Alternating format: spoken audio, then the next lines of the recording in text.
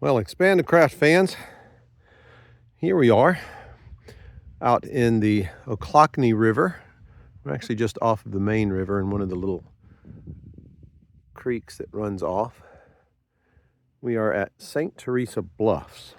I'm going to show you a little bit more in depth about the Expanded Craft carrier, named because it's got a big flat deck. This is way up there, the highest point on Franklin County, Florida.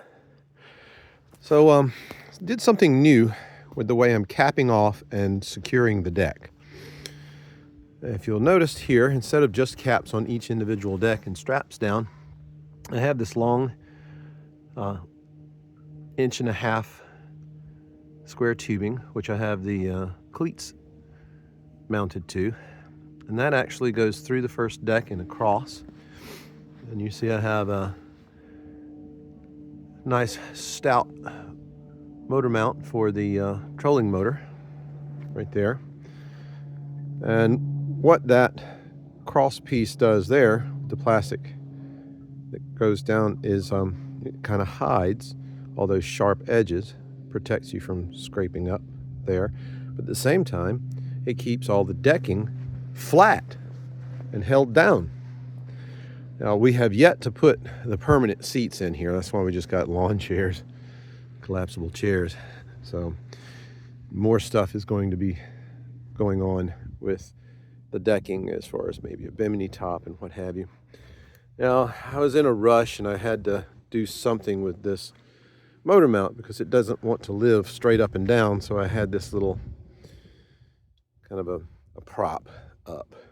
The reason I use wood on either side is because if you use just metal or plastic, it's slippery, and the motor, when you turn it sideways, will torque right off of the mount. It'll just twist right off, and that's not good. So with the wood, it holds grippy, and eventually, right there, you'll see those little screws. They will end up making an indention in that wood, and so they'll set down in that indention and also make it very sturdy so that when you turn the motor sideways it doesn't want to walk off.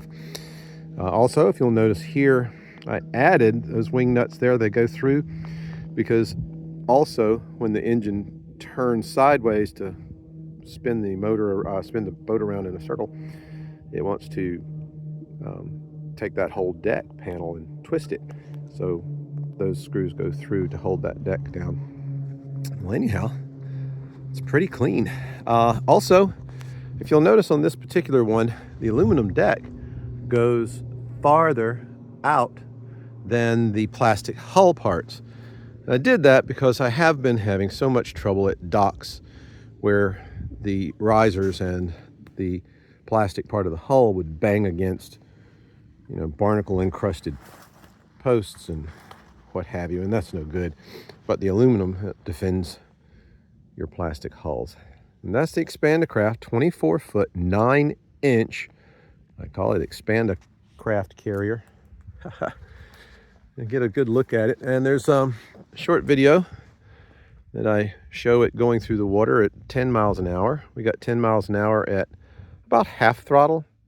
This 6-horse motor is not running very well, so I don't know what top speed is, but 10 miles an hour is maybe half throttle, and it hardly puts up any wake whatsoever because these pencil thin hulls, and people will ask me sometimes, why do you have, such long piece of bow sticking out beyond the decking? Well, that's so when you're interacting with the waves, that hull will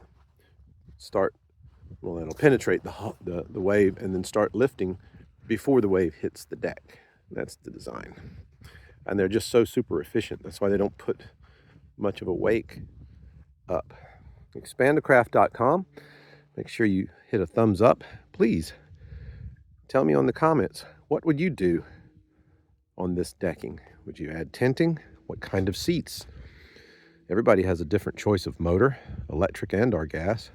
Tell me what kind of electric motor or gas you'd like to see on here. Expandedcraft.com is where you order yours.